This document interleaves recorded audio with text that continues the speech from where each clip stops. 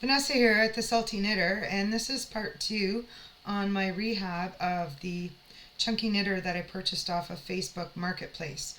So it's a Singer 150, and it's quite a simple machine. There's no punch card, there's no electronics.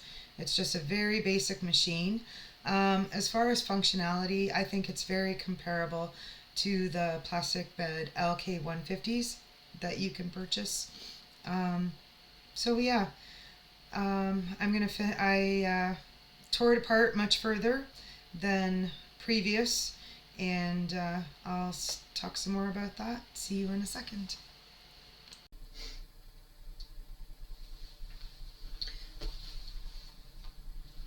Well, if you've ever wondered what the guts of a knitting machine look like, this is it. This is your gate peg assembly. This is the bed, the part you normally see. This is the underside. Your sponge bar or retaining clip would go through this channel here. And then further on, you have your painted steel cover, and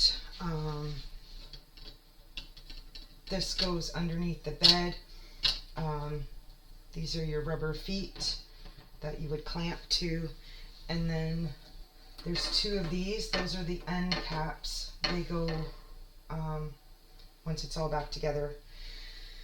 And then I have my ice cube tray of screws. These are the screws and nuts that hold the gate peg assembly to the bed.